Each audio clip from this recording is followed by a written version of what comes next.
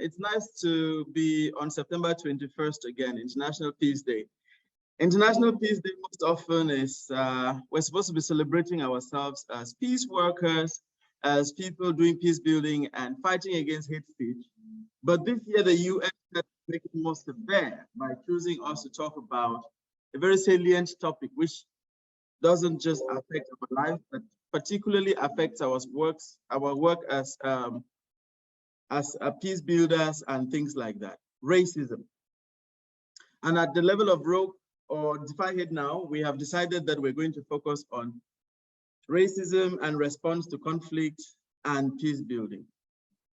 Often described as a prejudice, discrimination, or antagonism by an individual, community, or institution against a person or people on the basis of their membership of a particular racial or ethnic group, typically one of minority or marginalized, or less influential on the power metrics. Racism influences every aspect of our lives today, sometimes even beyond the way in which we can imagine. In today's world, we cannot just explain racism based on what dictionaries say, but we need to look at its other presets and subsets that it gives out. Importantly, it's the connection between racism, response to conflict, and peace building, as we have seen this year in so many examples, from the war in Russia and Ukraine to the response to COVID-19 emergency. Racism remains a staple part of an ugly part of our society and something that always needs to be worked on. I am very glad that we're being joined by a very salient and very enlightened panel today, enlightened from their works around the world to their intellectual reflections on the topic. Therefore, I can only invite you to have a wonderful discussion.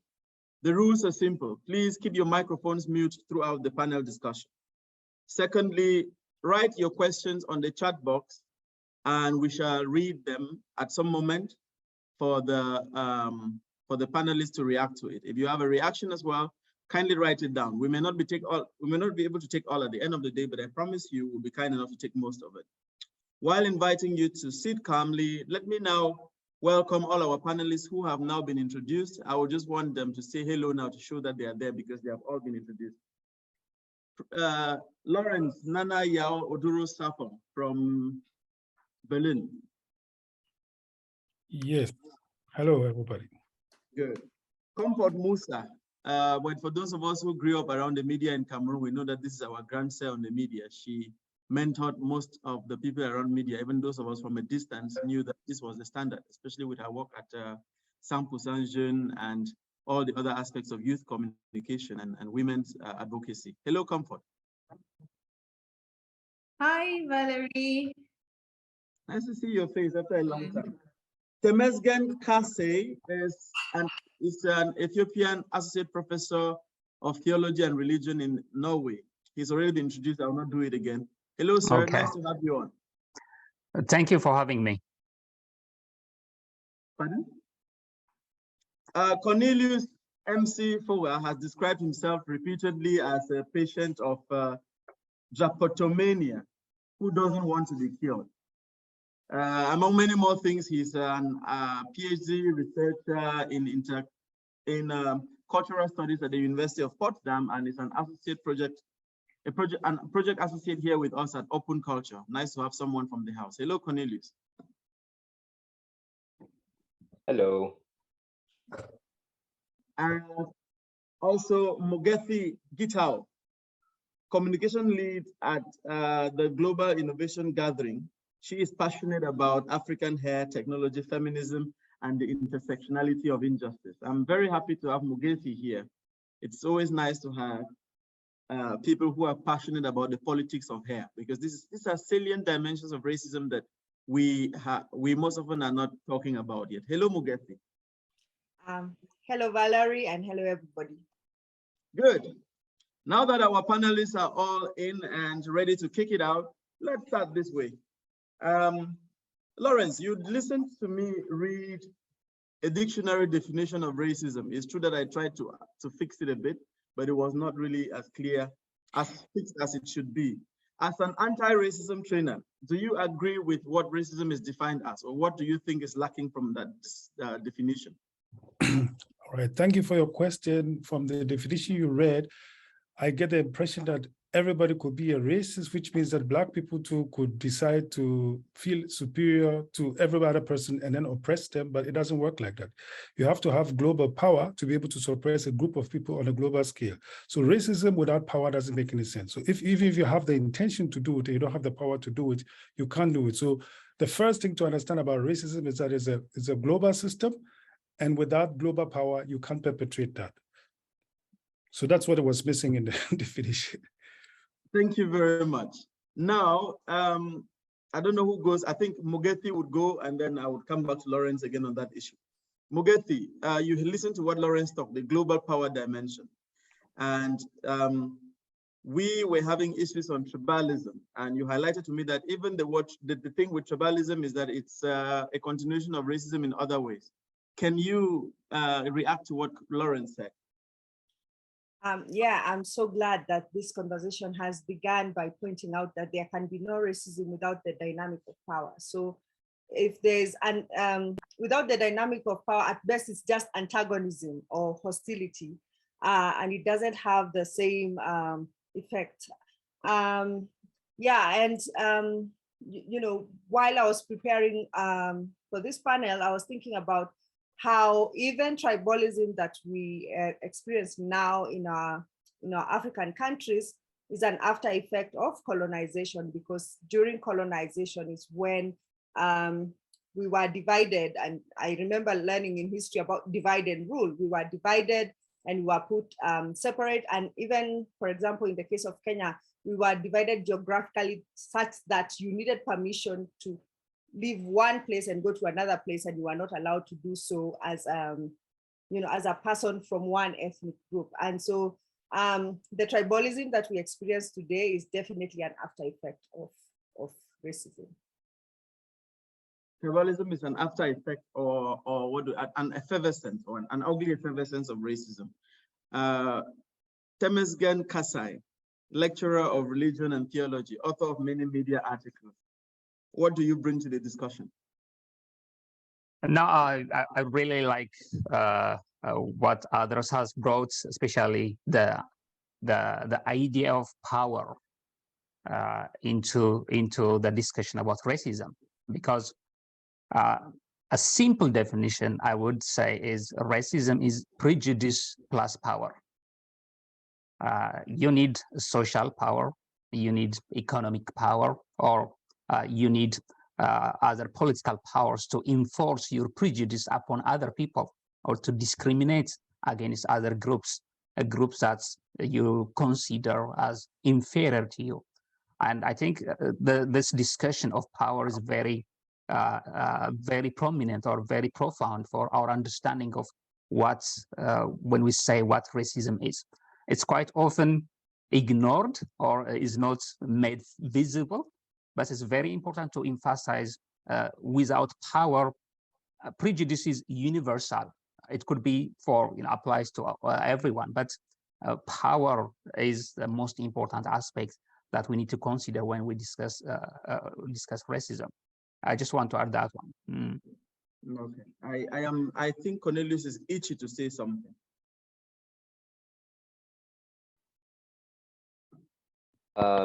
No, not really. I think I agree with what has been shared already, especially the dimension of prejudice plus power. I just think it's also very important that we that we look at especially what we mean by power, that racism is not separate from other forms of oppression, that they're highly interlinked. I mean, we've also talked about how it's linked with tribalism, but it's also that the fact that what we call power today has to do with the construction of power, has very much to do with being white, but beyond that, it also has to do with being a man and being straight, as we call it now. So again, there's several layers to it, and yeah, I'm looking forward to the conversation. Also, just to say, the whole idea of race and upon which racism is created is a false one. Yeah. Is comfort there? Yes, I am. All right, Camilo, nice to hear your voice again. We have observed that it is very difficult most often, or it's not observed because these are things that we're experiencing every day. It's very difficult to have conversations around the topic of racism. Is this also your observation? And why is it Yes, so? it's very difficult to have conversations around racism because often it affects us on a very personal level. And when things are very personal, it's difficult to talk about it. And most of the definitions we've had so far talk about the relations between race and power. But I want to also talk about the powerlessness that comes with racism, because I'm sure that some of the people who are tuning in from communities where they don't have more than one race living in their town or their village or the community. And so the topic, they may think is a distant topic from them, but I'm in Cameroon where when we talk about race, we talk about it from this place of powerlessness, where we have seen people from other races get away with certain crimes just because they're white. So it's also our powerlessness in the face of dealing with people from different races, and that makes it very difficult. I give you some examples, or we may get into this later in the conversations, but it's also, we're not able to talk about the excesses of some foreign firms when they come to the country and maybe maltreat, you know, and stigmatize and discriminate against locals in the country. And, you know, there are laws that would normally punish perpetrators of such crimes, but when the perpetrator is, in quotes, a white person, then we're powerless, you know. And these are conversations that are very difficult to have, Valerie, especially in Cameroon. You know the stories about maybe Chinese firms and how they maltreat Cameroonian laborers and get away with it, mostly because of the color of their skin and the power that is attached to what they bring to the economy. So these conversations are very difficult to have because there's a lot of powerlessness on one hand, so much power on the other hand, economic and political power. But as difficult as it is, it's a conversation worth having. Lawrence, why is it difficult to have a conversation around racism? Well, because like it's been mentioned, it has to do with power and powerlessness, and power endows people with privileges. So if you're going to talk about racism, then those who have those privileges are going to be very uneasy because they may know sense that in the end, they may have to give up some privileges if you want to have a just society. And those who are powerless, of course, because of the pain of powerlessness, can't wait. They don't have the time to wait for people to somehow get along with their emotions. So that makes a very emotionally charged discussion where people are scared of losing their privileges and others can't wait to be recognized fully as human. Okay, thank you very much. I wanted to bring it again to this level. You know, in most often when the topic came, a lot of colleagues in the African sphere or in other spheres where they have unipolar populations quickly were telling me the discussion about racism doesn't concern us. We are not directly affected. I would like us to take a quick round to highlight how racism is related to the different communities, how racism affects from Cameroon to South Sudan, from us living in the diaspora to Addis Ababa and all across. I would like Mugethi to begin this round. Thank you, Valerie. So apart from being the communications lead at Global Innovation Gathering, I'm the founder of a natural hair care company called Ngos Naturals. And why I started it is the first time I cut my hair to go natural about 10 years ago. And before that, I had always had straight hair. I experienced a lot of things that I didn't know. First of all, I realized that there was no products in the market to take care of African hair. And it's completely different from what you use when your hair is straight. And on top of that, there was no knowledge. So at the salon, when I would go there, nobody knew how to take care of my hair. They would complain, they would say it's rough, it's hard. Can we straighten it so that it can be manageable? And as I started to get in touch, you know, with this whole issue, I flashed back to when I was a child in school and we would be beaten for having natural African hair. And that violence, like as an adult, then when I thought back to it and I thought, oh my God, like that was so traumatic. And we were constantly being told that something is wrong with our hair and that we need to do something about it. And I remember in my school, it was mostly African, but we also had some Indian children, and they were not required to cut their hair, or they were not required to put away their hair in the same way that African kids were. So I realized that, yes, we do not live, for example, I live in Kenya. It's a majority Black country, but we are not untouched by racism. Thank you very much. Comfort. I see you nodding. You want to take up from there? How does racism manifest itself in Cameroon? You already gave one example, but I'm sure you have more. Oh, there are so many more examples, Valerie. Do you know that in Cameroon, we still have schools where kids are punished if they speak their local languages or if they speak Pidgin? But in these schools, the kids are rewarded with good marks if they speak, say, English or French or German. If that is not racism, what is it that will make a system punish kids for speaking their local languages and reward them for speaking foreign languages, especially Western languages? It's a residue of colonialism, but it's also racism that was taught us. Again, in Cameroon, and I say this often, you are likely going to have better treatment if you are a white person than if you are, Black skinned. And it's a privilege that exists. This morning, I made a post, which I shared a post, which I did 5 years ago about going to a hotel where there was a blackout. And I went to the concierge to say, hey, ma'am, there's a blackout and I'll be happy if you turned on the generator. And she said, they're going to just wait it out for about 30 more minutes, but I should not be afraid because they had some Western guests and must turn on the generator. So she said it in a way that sounded funny. She expected me to be able to bear with the blackout because I'm Cameroonian and Black skin. I know what blackouts are, but their Western guests will not feel it. So there's also this racism that we learned through colonialism, but it's perpetuated. You go to a restaurant, I've been to places with my white friends and they receive preferential treatment, which the people in the hotel said, oh, they were extending hospitality.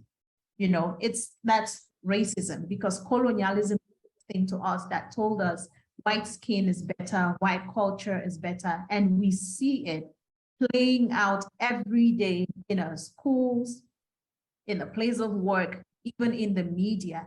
And Valerie, for people who travel often, the experiences we have, even at our airports in Africa and airports internationally, will just show you that, if you're traveling with a Western passport, there is more privilege to that. There is more access, than I will get traveling. Going to Kenya, you need visas. There's a lot of sometimes outright harassment at the African airports for me, an African, than my friends with, say, a British or an American passport we have.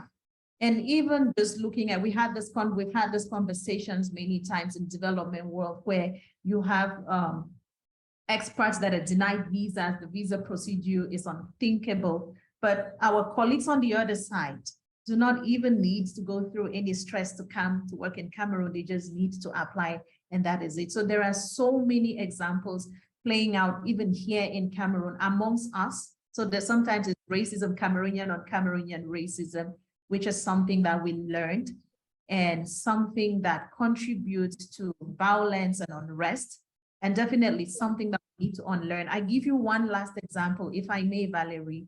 We are in the context of an armed conflict in Cameroon, and there's been the death toll keep rising. And I'm sure you have seen in mainstream media where people say, oh, if the person that is killed is foreign, this thing is going to take another dimension, as if all lives don't matter. So you have a crisis where hundreds of people are not taking it seriously, and they think it's only when someone who is of another color is killed that it will be serious. And this is racism, and people give a blind eye to the death of other people because of their color, and you think it's only going to make importance. People are only going to take it seriously if someone from another race were involved in. It's terrible because this is the mentality that makes us give a deaf eye to the ongoing war, and we think it will only make sense when the West comes in. And also, you've had many voices calling for an end to the war in Cameroon.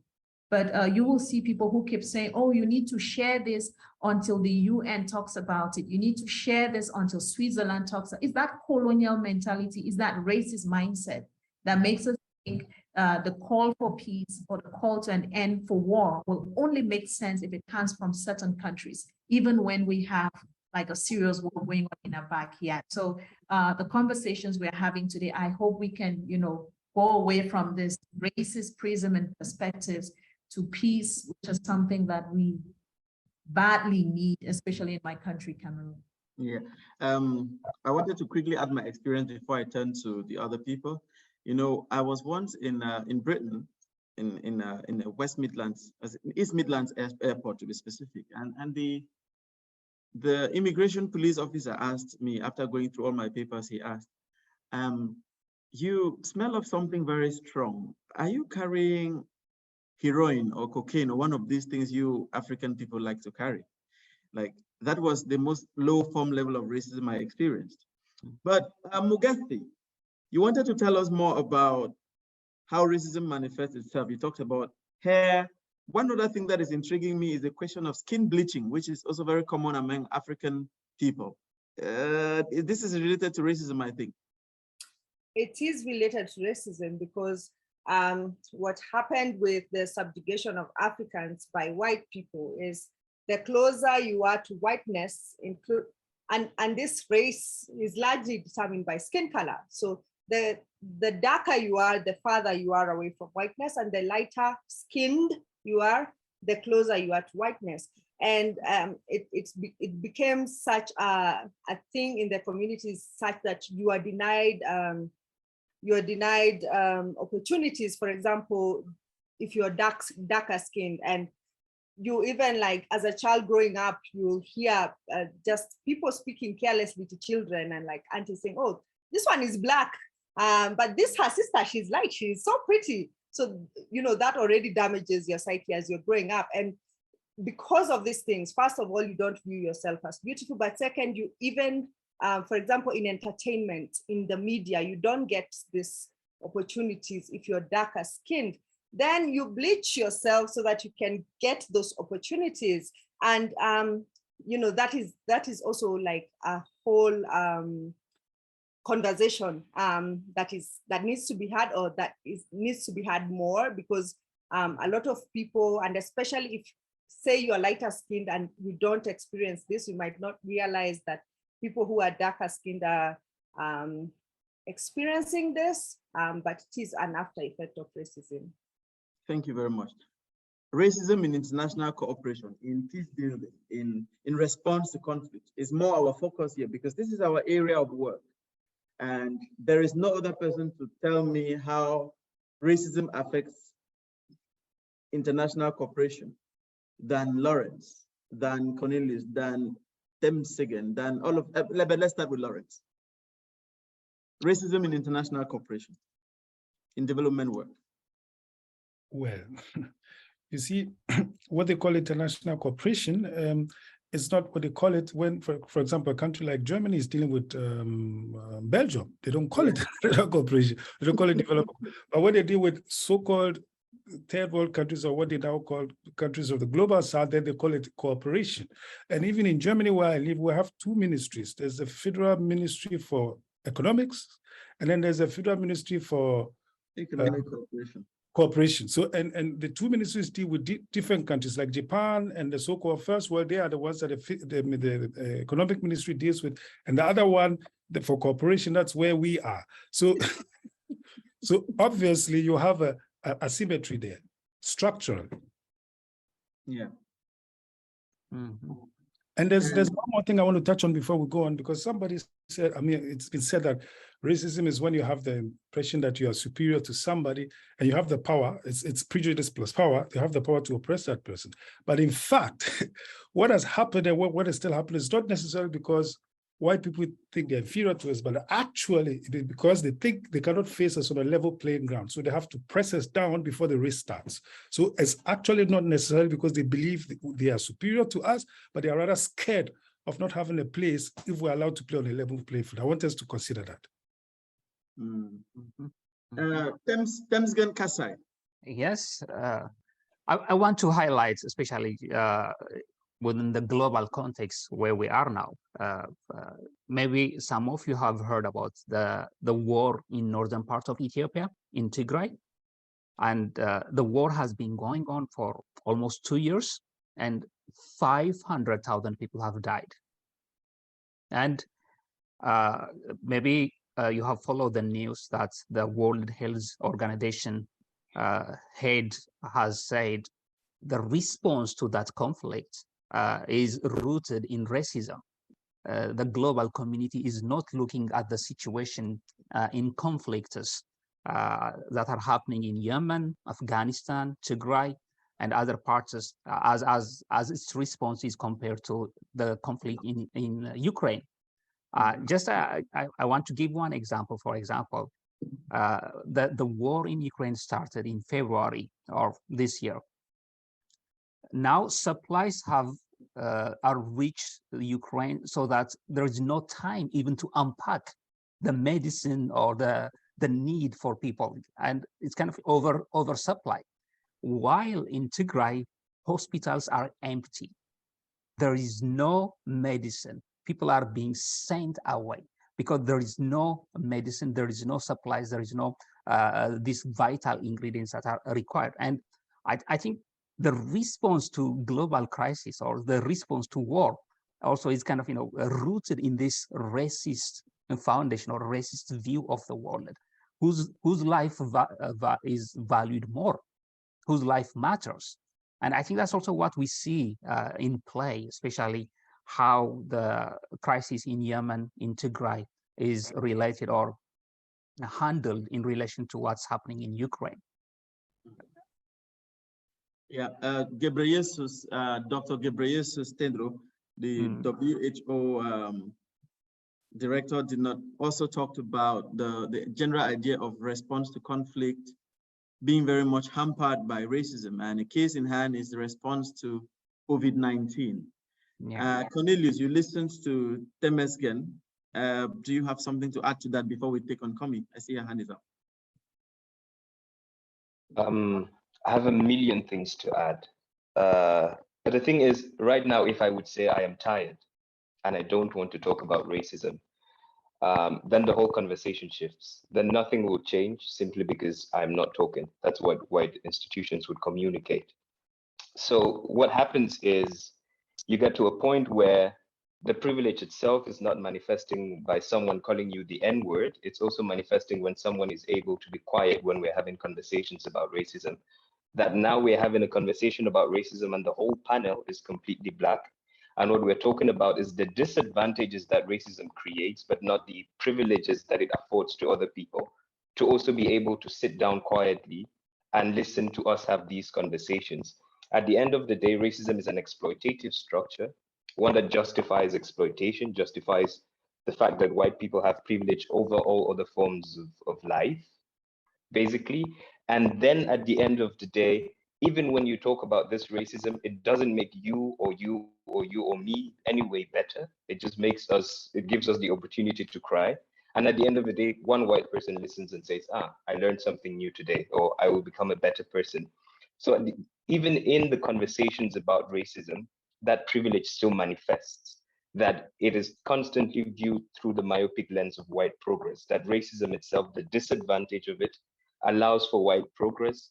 Talking about that disadvantage still allows for white progress, the white person becoming a moral person then, even though racism is justified on a legal basis, listening to a black person talk about racism gives the white person a justification to morally exist in the world.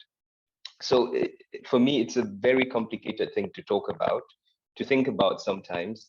And I think then is where for me, it's like, why is it so difficult to talk about it? It's so difficult because we have a conversation which should involve at least two parties. And one of the parties comes to the conversation only with their ears. And I really like what Comfort said and what everyone has also shared, like the fact that racism is not someone standing there and saying this or that word or beating you up.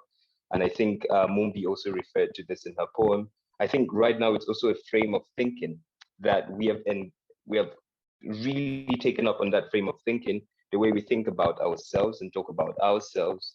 The English language in itself is a very racist language. That the vocabulary of the language evolved with racism. The vocabulary of the German language also evolved with racism. But it's also very, very interesting to consider right now that even the same institutions that are talking about in international cooperation, that we find that they use Black people, people of color, people that have been racialized or minorities as sort of tokens, essentially, that an institution says, just like a white person would say, I'm not racist because I have Black friends, that they say we're not racist because we have Black employees, forgetting that that racism in itself is a structure which they are not willing to address, which they are not willing to change at all. And that's one of the things for me, I mean, not talking about the general trouble of international development per se, but also working within these institutions, that you're constantly afraid to speak about your experiences, even if no one actively tells you not to, but you are not going to because you feel you might lose your job. And there are spaces where Black people have been invited to be the critical voices. And then they have also been asked in their contracts not to use abusive language, because being critical of racism is abusive and being racist is not. So it's also this whole idea that even in the whole conversation, we talk and we accept that we're hurt. We don't create space for us to heal ourselves, but we're constantly, even in the discussion, catering to white people, even when they're not in that discussion, even when they're not in that conversation. Oh, I will not say something too much, or I will not name whiteness as a category, that I have to describe myself a Black person since 3 years of living in Germany now. But when somebody says a man, the first thing that comes to my head is a white man, not a Black man living in Germany. So we have that when we speak about ourselves, we're categorizing ourselves, and other people can live freely in the world without those categories. And yeah, like also with the question of international cooperation, then it's that, like we said, white people are able to go away with the crimes that they committed, that the Queen of England is hailed. And this is, for me, crazy. For me, I would only cry for the Queen of England because she has died without ever being tried for the crimes that she committed in Kenya, for example, the crimes that she oversaw in Nigeria, in Ghana, in all other British colonies. The fact that she has died still having colonies right now that are surviving on a racist mindset, on a racist structure. That is the only reason why I would cry, because she was never brought to justice. And then when you talk about this, people say, oh no, you can't say that the Queen was saving Africa from what? If you would save people, would you need to colonize them? And that for me is the point where then we talk about the Queen, and then that genocide was also committed in Namibia by the Germans. And then the Namibians say, we want justice for this. And the Germans say, in the space of 30 years, we'll give you international development and help you to develop and aid you to develop, as if that underdevelopment wasn't created by you in the first place. So it's this form of arrogance, I think. And this has been very convoluted. Talking about the Queen subject, I don't want us to go deep into it because it will not end. But I had a very interesting, not an interesting discussion. I had a very controversial discussion with a young woman from Lithuania, very white, very blonde, and of course, very steeped in her privileges, where she told me of how we Africans are being very unfair to the Queen by always criticizing her and pulling her name down. So you should be grateful that she helped a lot of poor people in Nigeria. And 2 days later on, the Queen died. I don't want to continue on that line, but Temsgen Kasai, religion is being accused of one of the main propagators of racism, because also one of the key actors in international cooperation is also religion. We have the big institutions like Bread for the World. Bread in itself, which is a very European concept. I don't know why an organization should call itself Bread for the World. religion is being accused because we have white Jesus and black Satan and all these images they are creating in our minds. As a theologian, please redeem yourself. A black theologian. I have a confession first. I became black once I moved to Europe. I grew up in Ethiopia. Maybe you have heard from some Ethiopian friends that Ethiopia has never been colonized. That is, I mean, the official story. But we have an internalized racism. We have a very deep-rooted colorism that runs through our society. And I was taught when I grew up in Ethiopia, I never identified as African. The Africans are people from Uganda, Kenya, and the people that we call these people, I never identified myself. So I had that childhood background that has shaped me how I saw myself. Once I moved to Europe, I became black. I became an African, just in a very short period of time. And I think that's also I want to highlight, especially how racism is conceived or seen within the Ethiopian context. And maybe some of you have traveled through Addis, through the Ethiopian Airlines. Maybe you have experienced a different treatment between white people and black people, and it's quite rampant. But back to the question that you have raised, how religion has been instrumental in promoting and reinforcing racist attitudes, especially between white and racist attitudes towards black people. And I think religion has been used to justify genocide, colonialism, discrimination, and mainly, especially in relation to Africa, has been Christianity and both Islam to some extent have been used both to justify those attitudes and views. And speaking as someone who has come as a Tigrayan from Ethiopian context, I want to emphasize this aspect because in Ethiopia, Christianity came before colonialism. It's an ancient tradition. So we don't see religion being used to justify discrimination or racism, unlike the rest of Africa, where Christianity and colonialism have been intertwined. And I want to bring this, I don't want to throw the whole religion aspect. I don't want to throw the baby with the shower. But I want to highlight, yes, it is true, Christianity has been used to justify racism, to justify genocide, to justify discrimination. Maybe a very famous saying is, when the people came to Africa, they told us to pray while we close our eyes, and they took the land while we have the Bible on our hands. Maybe it's just a very short description of what has been used in the name of religion. And I think that's true. It's a fact. It's still being used, actually, religion being appropriated for an end that is contrary both to the message of the religions, but at the same time, detrimental for the millions of people that are oppressed through these systems of interpretation and applications. And I think the jury is out.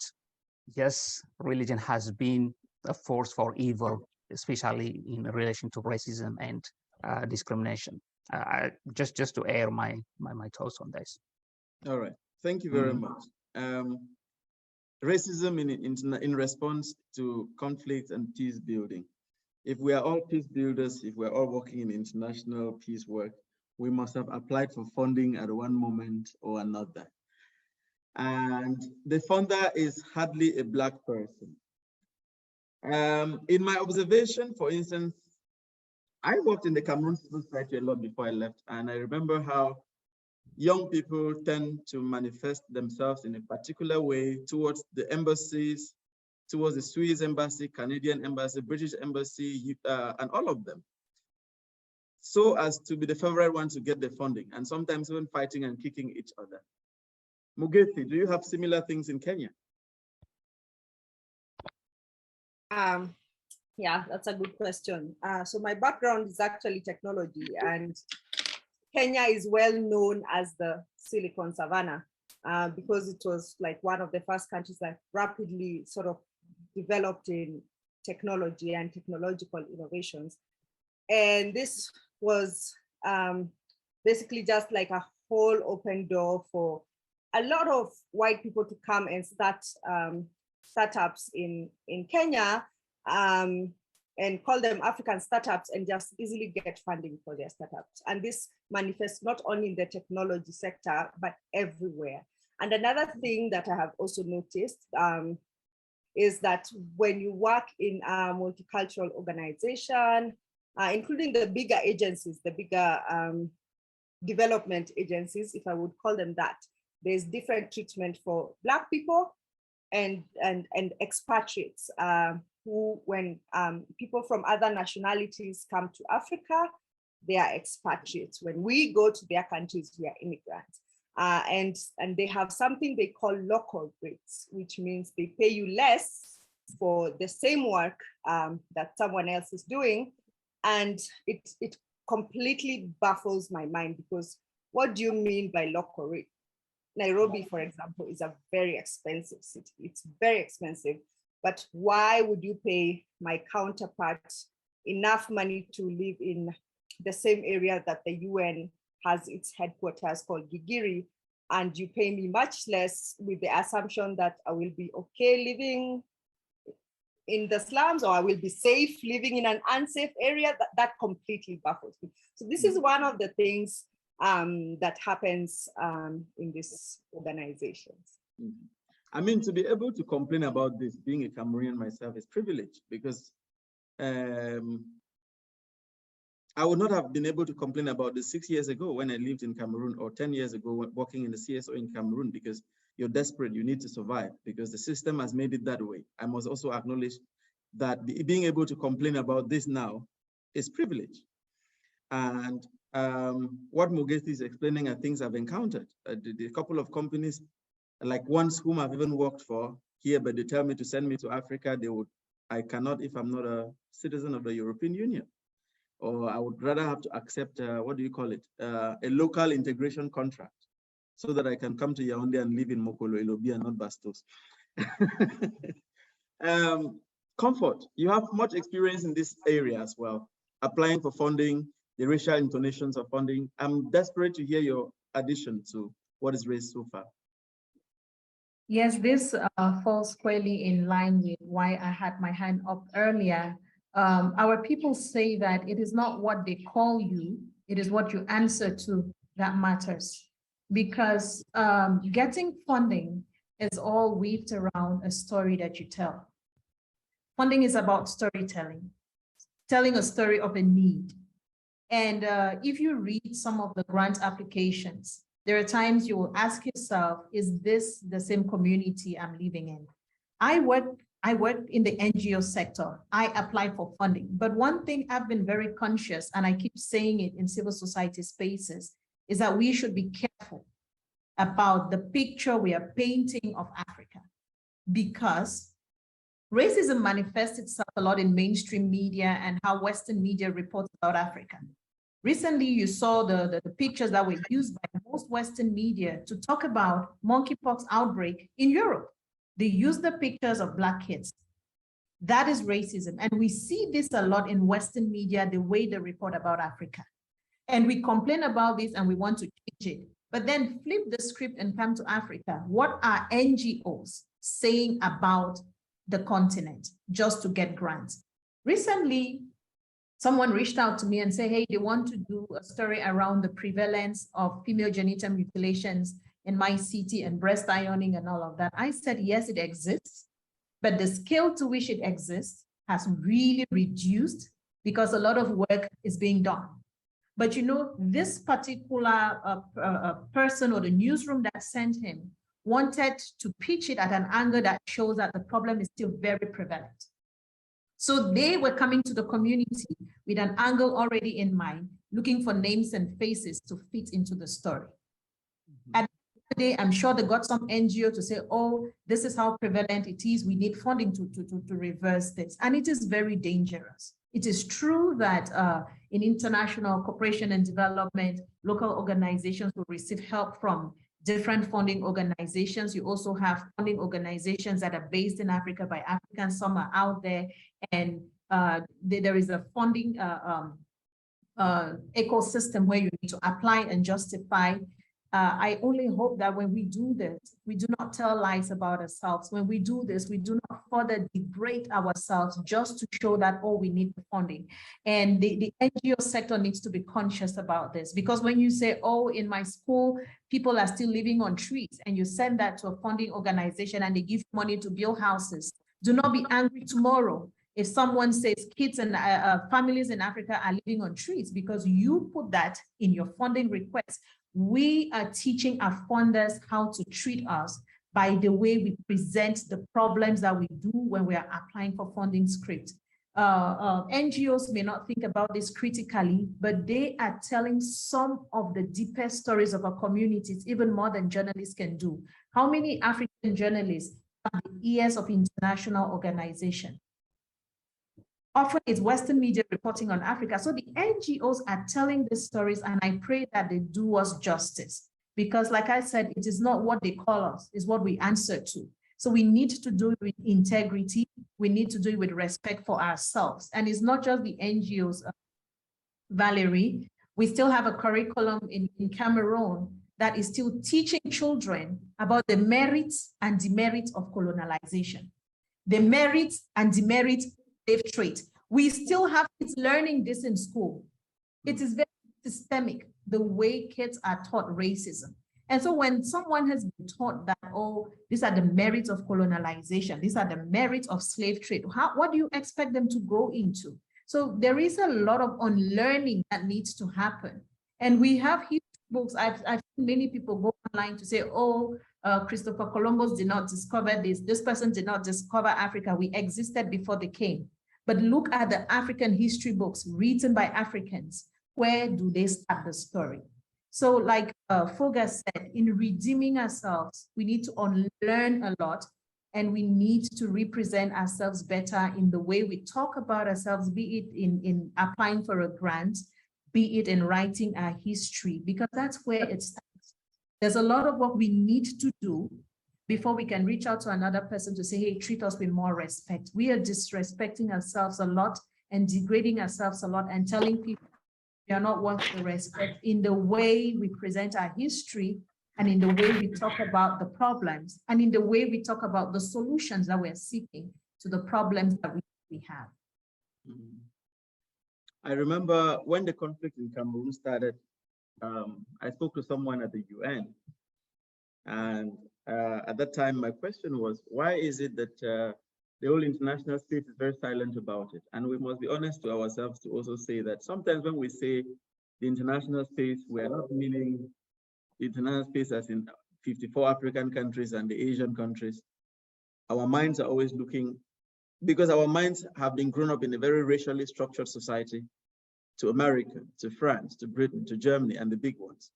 So I asked this UN diplomat at the time why they were so silent on the case in Cameroon. And this white man with all confidence told me, because enough casualties have not been recorded yet, Cameroon can still be buffered as a non-conflict zone. This was exactly not the same thing when it started in Ukraine, right? The cry was there before it even started, because this ones were exactly. Valerie, this reminds me of something I had in mind. Also, how we report ourselves. There is a war in Ukraine. There has been a war in Cameroon. How many pictures of headless bodies, mutilated bodies from Ukraine have you seen online?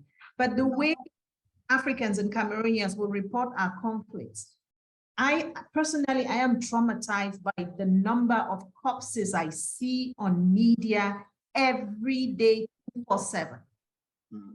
We do not honor ourselves even in death. Who will? I think it really, I jotted this down because I've been asking myself, there is a war in Ukraine. Do they need to parade corpses in the street, have it everywhere online for people to know there is a war in Ukraine? I have not seen corpses from Ukraine. We know that there is a war and there's priority.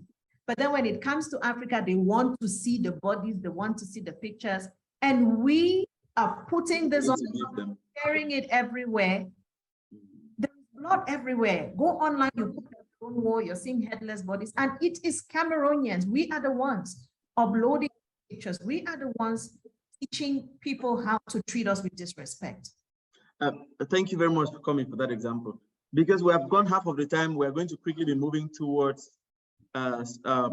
enumerating what we should be doing next, because for long now we're highlighting what is not right. But before we go there, Temesgen's hand was up. I would like him to make the comment before we switch the discussion to what we should be doing. Yeah, I just want to add what Comfort has said. How do we present ourselves, especially centering African experiences, as African voices, is very critical. And of course, we have to apply for grants. We have to apply for financial resources. But at the same time, how do we present ourselves, and how do we center our voices, our experiences, and make it important that it's our terms that are presented in this aspect? And especially, I want to highlight African leadership has been very slow in that aspect. I read the speech yesterday, the president of Senegal, who gave it at the UN General Assembly. He spoke first about Ukraine, representing Africa, African Union, but not mentioning enough about Africa. But the first mention was Ukraine. That is completely messed up way of thinking about how do we center Africa?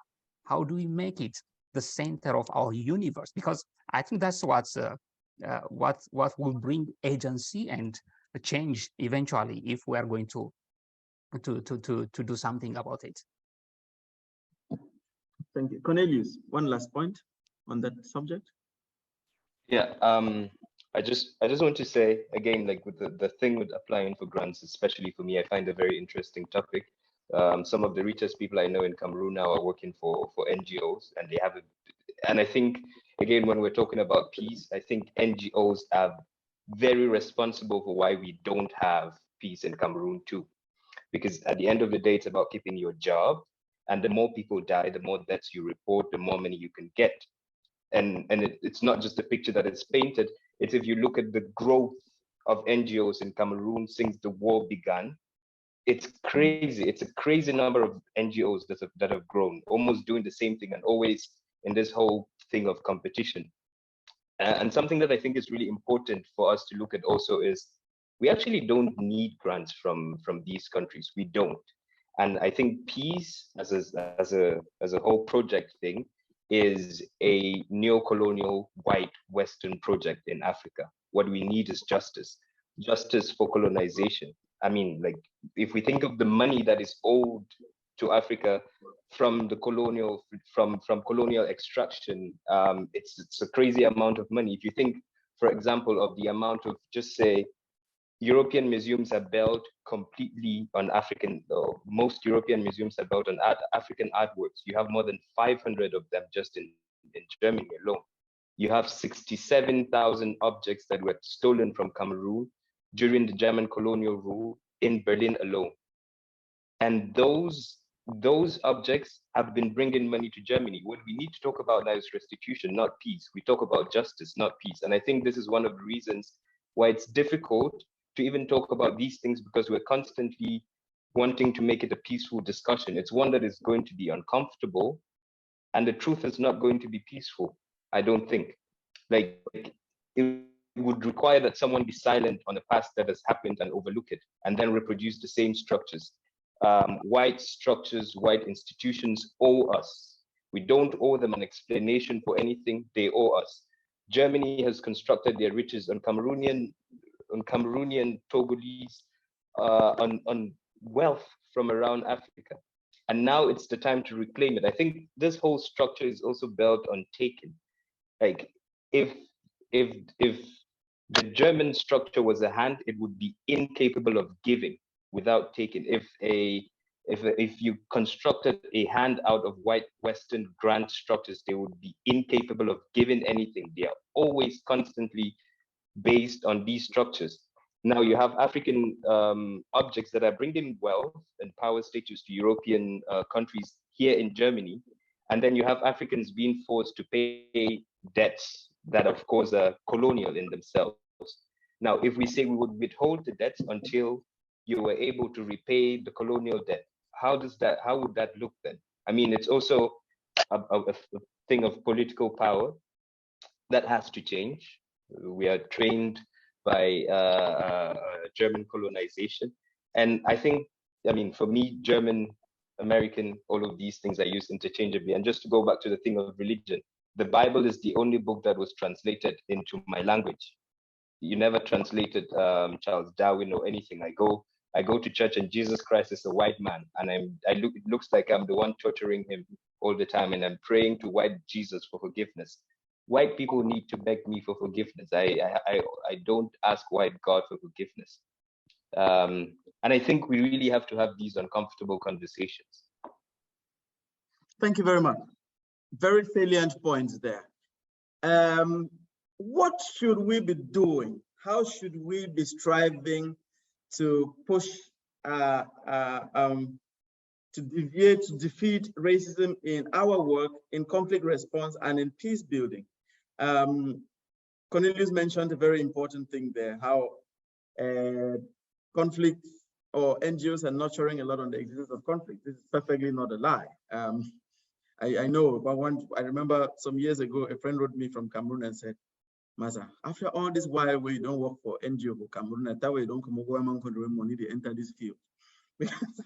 Because of the conflict, the response is high and things like that, you know. And this is what I always think is missing in peace work at times, that peace workers themselves in our context, because of destitution, because of desperation to survive and things like that, don't have inner reflections of their work and what they are doing. Lawrence, what should we be doing? How should we be navigating racial structures in our work, in peace building, in international cooperation, in conflict response? Well, I think the first thing we have to do is to take our own selves serious, to the extent that we understand that we don't need permission from anybody to be ourselves. No, because we seem to want to have approval from somebody else to be what we are, but we don't. So once we become self-accepting and we understand that we have a right to be, we will start seeing the world and everything from our own perspective, from our own experience, and that would empower us. And that will give us also the courage to start decolonizing our minds, which would end up going into all institutions, especially educational institutions and media and everywhere. We have to start a process of decolonization, but that has to start with us taking ourselves serious, because what are you going to decolonize if you don't recognize the fact that you have been misled, you miseducated? Because the system that we have called education is indeed miseducation. So indeed, we have to start decolonization, and that would be a process of empowerment. And that is what I recommend. Radical paradigm shift to take ourselves serious, because that's why nobody else takes us serious, because we don't take ourselves serious. They're all the examples that I begin prove that we don't take ourselves serious. We have to start doing that. Isn't that the case of blaming the victim? Well, you see, the thing is, if somebody wants to... Because I tell you this, because this morning I just had a big conversation on this subject where someone said, we Cameroonians should be blamed for the way Cameroon is. And I agree. We are collaborators to the way things are. But I also think that we are very powerless in a case like that country. Okay, so then I have to broaden the picture a little. There are two enemies, one within and one without. So you can't be successful when you concentrate on only one of them. So in as much as we recognize that we have been collaborators in our own oppression, and we're also paying for our own oppression by buying all these creams with which we bleach our skins, we're making the producers richer and all that stuff.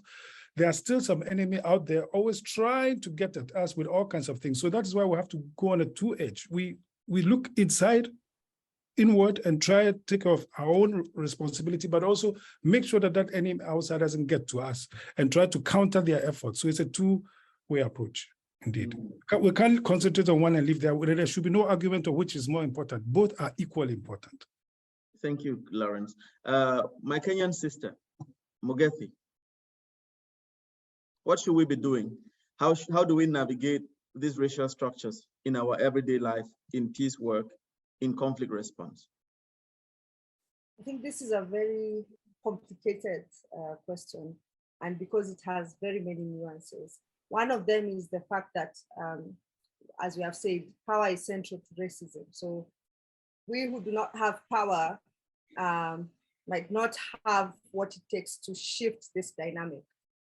So for this, I would say to those who call themselves our allies and those who call themselves our allies, those who wish to see justice, to recognize their privilege and leverage that privilege to bring some real impact. Because we have also seen a lot of cases where people want to identify themselves as allies or people who are anti-racist by doing the list.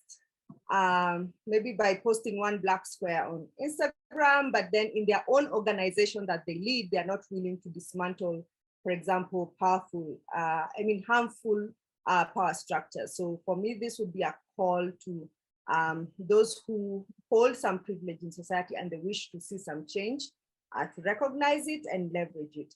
Another one is for, as I'm passionate about hair, the discrimination that happens with African hair is also being enforced by, Africans to Africans. So for example, I'm a mom, I have a 12-year-old boy, and when we moved, I was trying to find him a new school. So we moved from the city to like 1 hour away from the city. I was trying to find him a new school and he has dreadlocks. So I could not find a school that would accept him with his hair. And they would quote things like discipline, like this school is very disciplined.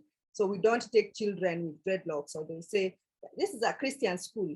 We don't take children with dreadlocks. And, I would say to them that, this is racism. And I would not tell my child to cut his hair. That's something is wrong with you. Cut your hair so that you're accepted into this school. So there are many people, there are teachers, heads of institutions, HR managers, who can immediately stop discriminating people based on African hair, especially. Temesgen, what should we be doing? How do we navigate racial structures as Africans, as people working in international peace building? I think I want to come back what I have said earlier. We should come to see ourselves that we have inherent dignity, and it's not given by others. And we need to build and center our convictions on that understanding. And I think that's very important because, again, it might be challenging for us to completely change the whole world system that's built on racist foundations. And within that system, we have to carve a place where our life thrives, where we can work with allies who see us as worthy and full dignity, that we can work with them. And I think it's very important, again, to work on ourselves, because as a Tigrayan, as someone who has grown up in Ethiopia, the biggest problem is not coming from the rest of the world, but immediately within the Ethiopian context, it's the people that we know that are killing our people. And that's kind of how we have to work from that starting place and see how we can build our own agency in the struggle to build a justice or a just world for everyone. Thank you very much. Before I hand over to Cornelius and Comfort, I kindly remind you all that you can also take this discussion on Twitter. The hashtags are PeaceJam2022, hashtag fight against racism, and hashtag check your privilege. Cornelius, what should we be doing? I really want to have everyone say around about that. Thank you. I always hate this question of what should we be doing, because sometimes it's too action oriented. I think first we need to stop. We need to look back at history and look at what has happened, and not try to put plasters to wounds and act as if those are solutions. I think for me, what is more interesting is not peace. I am not a very peaceful person, I say. I try to be just, not peaceful. We need justice, and we need to frame, we need to know exactly, and that's why for me it's really important to look back at history to know exactly what we're asking from white institutions. And that even when we talk about allies, that it takes privilege to be an ally. That when we say feminist and we talk about allies, white women could be allies to Black women, but the other way around just seems absurd. That we really need to decolonize even feminism itself, and that we cannot separate racism from other forms of oppression, that these are inherently intersectional, that these are inherently connected to each other. I heard someone say in the beginning, which one was more important, if it was racism or tribalism, and how you could make the difference between the two. For me, it's not so easy to make the difference. And I don't think what we should be searching for is to make differences. We shouldn't prioritize pain per se, but look for solutions everywhere we can find them. And we should really, really stop working with these whole ideas of NGOs that, for me, kind of reproduce this idea of white savior mentality. So if we look back in the past, we see that Europe did not only take wealth or raw materials from Africa that they still take now, but we still have also human remains, that they killed people in Africa, buried some in mass graves, and brought some back to Europe. And the people that are able to make so much money today and support those events or support our NGOs are making money and made status in Europe and gained sort of relevance out of doing research from human African remains. We need to ask for restitution of those things. We need to, there's African objects of art, material culture that is left in European museums and in European storage places. We need to ask for those things. For me, it's about radical restitution and radical justice, and no pretensions at peace. I think there's going to be a little bit of a storm before the calm comes. That's all I can say. Promise Akante, being racist is being provocative and intolerant. Anyone who does not accept the other because of their skin color is racist. No, that is not true. That is discrimination. We talked about the power dimension in racism. I was going to ask Lawrence towards the end of the show if a Black person can be racist, but we'll still come to that. Comfort, what should we be doing? I think we need to rediscover ourselves. We need to redefine who we are. And we owe it to the next generation, our children, to teach them better. I'm looking forward to schools that do not teach kids advantages and disadvantages of colonialism and slave trade, and history that does not tell us that our story began when some Portuguese discovered shrimps and discovered us. I think we need to unlearn these things. But while unlearning, we need to learn new things. We need to rewrite our histories. We need to redefine ourselves. And we need to hold ourselves in better light and look at collaborating. There is still a lot of white savior mentality. If there is a problem, or we're waiting for some expert in the West to tell us the solution. We need to start valorizing our own and looking for solutions within. I think we also need our own technology. This is very important, because earlier on I talked about the fact that, oh, we can speak our local languages. Folga has talked about the fact that the Bible alone was translated in his local language and they don't have other books. But if you were to write a story using Microsoft Word, the edit and all the suggestions, will be based on this English framework. So we need African IT experts, to also develop technology that can help us tell our stories and can help us identify ourselves better I know that there are some tech experts in Cameroon who are beginning to do that. There is a website called a Pigeon Box. I saw it just today, but it's beginning to document our own pidgin. We need more of these. We need tech that can identify and support our languages and our processes as we rediscover, as we redefine, as we decolonize our minds, and as we tell our stories in the most honorable way. Thank you. Those points are important. Mugethi, your hand is up.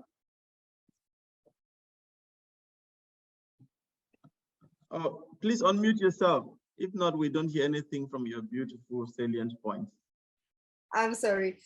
So yes, I just wanted to briefly agree with what Folga said about intersectionality. We cannot solve or address racism just in a box by itself. So for example, you know, like he mentioned, if there's an oppression somewhere, there's always going to be layers onto it, and we need to address all those layers. So for example, when we are looking at the discrimination that happens because of race, two people might be facing that discrimination, but if one person is poorer, then they're facing some discrimination because of class. And if another person belongs, for example, to a minority religion in that country, they might be further discriminated by that. And if a person is queer, they are facing further discrimination because of that. I think we would only succeed in bringing justice to our society also if we look at oppressions in their whole intersectionality, as opposed to sort of saying, okay, now we are solving racism and we are only trying to address racism by itself. Another thing is, I feel like Africans cannot be separated from our spirituality. If we are going to rediscover ourselves as Africans, we must learn about our spirituality that we had before we were taught other religions. So even in the case of a person who, for example, is a staunch Christian and believes that is the religion they want to continue following, it's still important for your history and identity to learn what your ancestors used to practice, because our spirituality was never separate from who we were. It was never separate from, for example, our day-to-day lives. And if we were farmers, it was not separate from our farming. And if we were like, in terms of when you get sick and how we would heal ourselves, it was never separate. So these are things that we really need to rediscover about ourselves. Thank you very much. That's a good input there. But I want to take this question, which is from the participants, from the audience. Any of you can take the question if you choose to. Does reverse racism exist? This is why I really said that I wanted the discussion to go very basic, because I know that this is the first class on a 101 on a big community on what racism is and what racism is not. Does reverse racism exist? If yes, can it be part of the solution? Who of you want to take that question? I'll try. Lawrence. Well, reverse racism doesn't exist because it is structural. It is not personal. Racism is a global system that puts every human being in a particular box. So white people have been privileged. So to have reverse racism, you have to have a group of human beings having the power to globally oppress white people and make them feel bad about themselves. Nobody has that power. That's why you can't have reverse racism. Thank you very much. Yeah. Does anyone want to add something to that? I just wanted to add to that. Comfort, yeah, go. Okay, I was going to say that I'm witnessing something, especially in the mainstream media in Cameroon, where people who have the power to change their narrative, for example, will say that, oh, fufu corn is better than shawarma because shawarma is Western, you know, and people are finding their voices and trying to say, oh, black skin is better than white skin. And that to me is a trauma response. Because we do not want to heal ourselves from saying black is beautiful, to saying black is better than white, or to saying our language is better than Limbom is not better than German. it's still a trauma response. And I hope that we are going to heal to the point where we are not seeking revenge, but we are seeking wholeness, because there is a tendency, and I've noticed it not only in Cameroon, even in other African countries, where people want to say, oh, we are good. And then they go to, we are better than the whites. Where no, that will become racism if you get the power and you know you can actually enforce that. It means we're beginning to teach other people that no, we're better. And that is what colonialism did to us. They said, this one is better than you. And so let's not seek to heal to the place where we now create a new disorder. We can heal, we can be whole without being better than Chinese, without being better than Americans. We can just be enough as we are. So our healing is not a competition, because if we want to be better than them, then it's still trauma. I think it's Foga who said it before, that it means we're still holding the whites, you know, and that supremacy as the standard. Say, oh, we are not up to, now we are equal, and then we are better. So I think we should seek wholeness, not, you know, reversing this trend where we are now on top and someone else is down. Thank you. We have talked about what we should be doing. You see on the panel, we're all Black people. Cornelius, you wanted to add something? I just wanted to add to that, that this whole thing about reverse racism is also a sort of distraction from the whole conversation that should be happening. And the whole conversation about racism isn't that Black people are incapable of doing evil. It's also one way that racism in itself kind of manifests itself, that the white person either says, I'm too evil, or you can only be as evil as I allow you to be.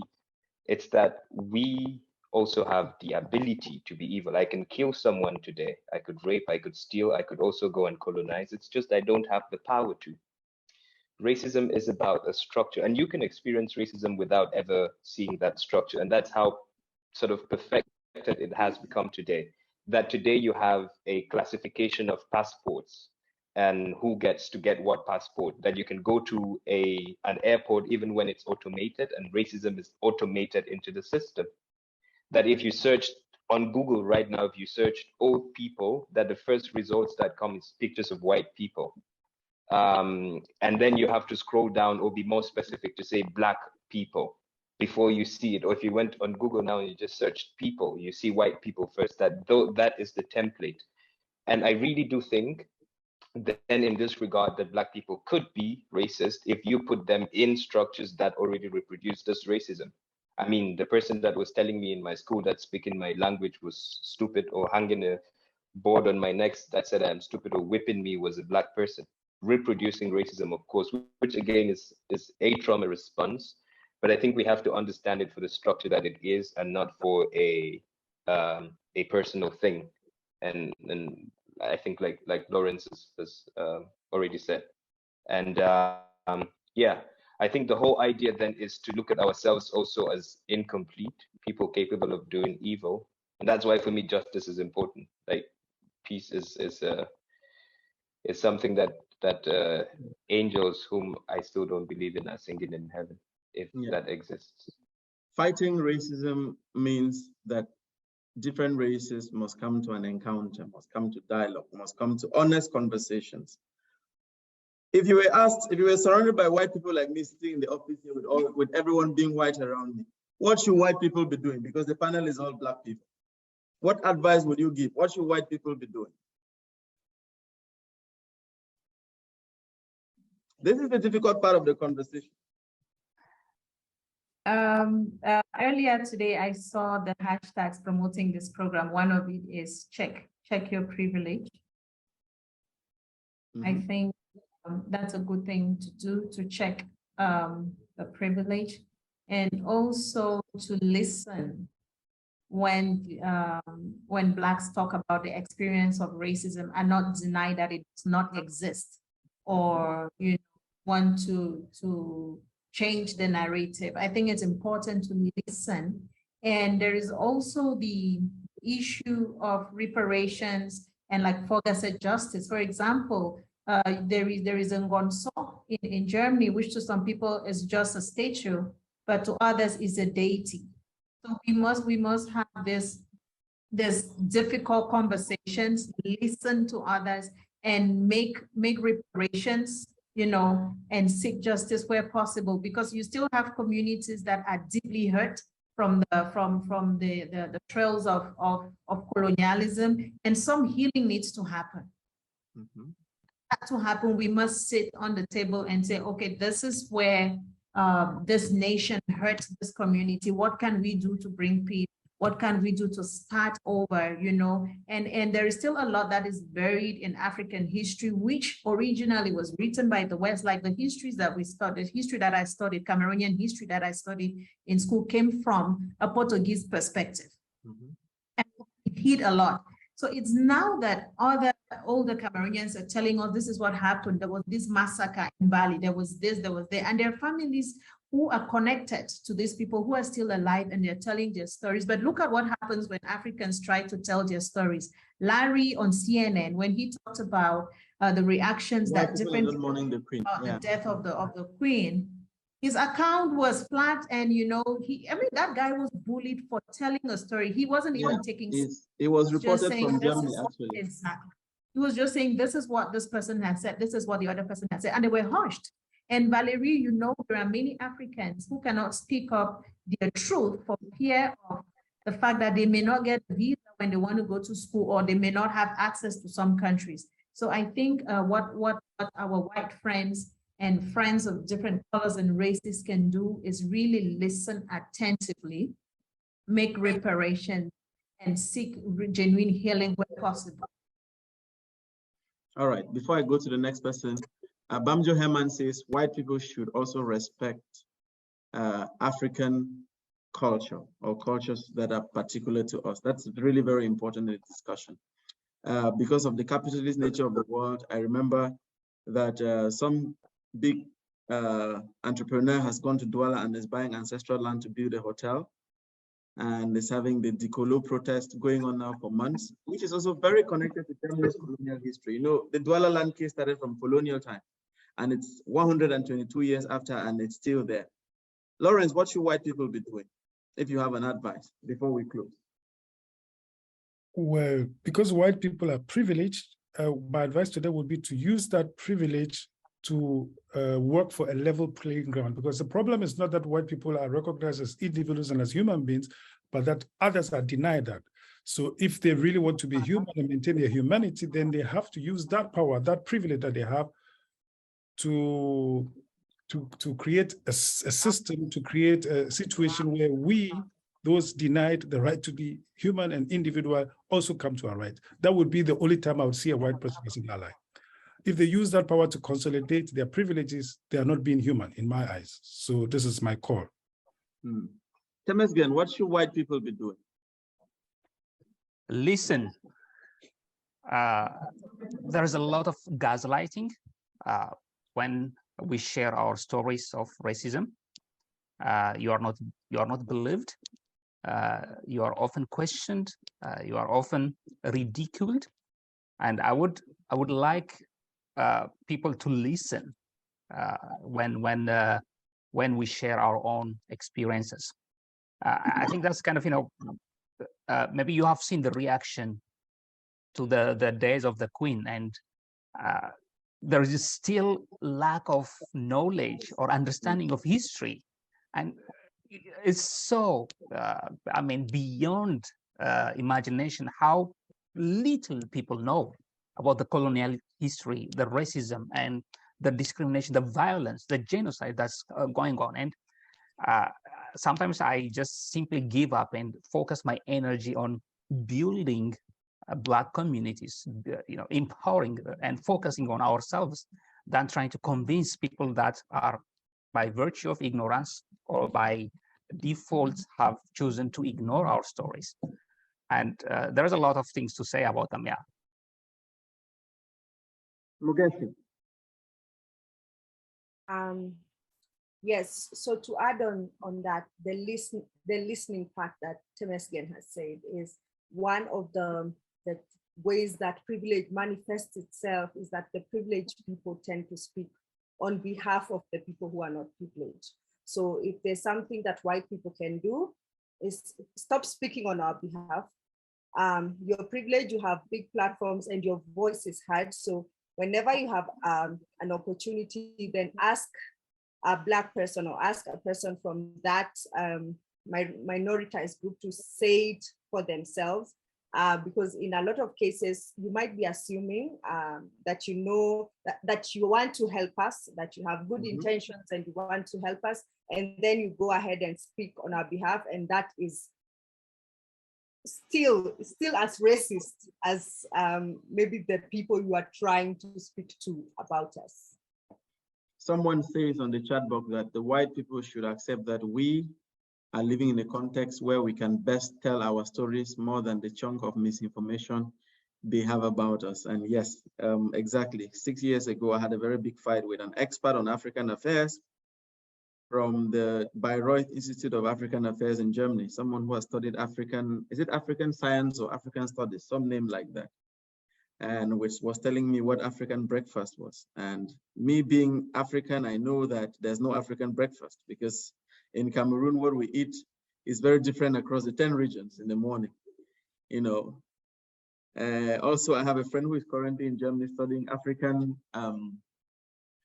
tropical geology. So he had to travel to Europe all the way from Cameroon, from the tropics to the temperate, to come and study about tropical geology. There are so many of those examples, and it's always about listening. Oh, Cornelius, what should white people be doing? You want to say it, then we close the discussion. Yeah, I just wanted to point out that like this is a manifestation of white privilege, that we have passed from the noble savage to the noble critique or the noble informant, that we're constantly, even in our suffering, not allowed the space to take care of ourselves, but to take care of white people and to inform them on what to do. It is white privilege that white people can pretend like they're ignorant of racism and everything that it affords them. It is privilege that they can pretend like they don't know what to do, because they clearly know what to do and they are doing something, or what to stop doing. At the end of the day, I think it's a very perverse system for me, like this whole idea of anti-racism. And for me, anti-racism is not a solution. It's an antithesis, and we should view it as such.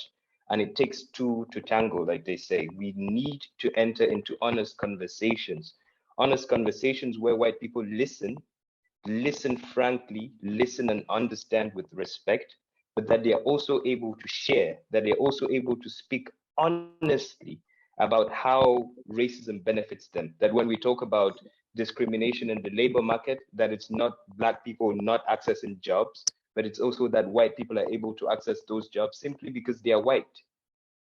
And that when we talk about it, say, for example, me now, I am a very highly opinionated person, not objective whatsoever, and know very little, but that if I would come to Cameroon now, for example, I would get a job, and someone who understands the context simply because I had a certificate from a German university wouldn't. I think it's also white people need to learn to say no to jobs that they know nothing about, and not accept positions that are, say, to work as a decolonization expert in the museum and then say, oh yeah, I can't say anything about this, I'm only here to listen. So you're being paid to listen, you're benefiting, you're being privileged to listen. And then what Black people can't have that silence, that I have to speak about racism even when I don't want to, because white structures keep extracting that out of me. I think we really need to address this part too. And also the point about privilege and using privilege to build a better space is also something that I feel has been used a lot by white people in the wrong way. There's a whole book about what white people should do next. It's written by Emma Dabiri, I think. It's a very short book. Every white person should start buying that, but also understand that spending money on a book is not doing anti-racist work, or having Black friends is not doing anti-racist work. You're not doing anyone any favor. I think there's that book that you can read, but I also think the whole idea of using privilege to bring people to a level playing field constantly consolidates that power. In order for me to be able to bring you up to the rung of the ladder where I'm standing, I must move one rung higher. And somehow in that way, the white people have achieved a morality, by a humanity, a legality, by exploiting Black people, and they exploited Black people at the expense of their morality. And now that they have been on that system that has been created by such economic extraction, they are able to still extract morality from Black people by simply helping them with the same tools that have been that way or previously used to kill Black people.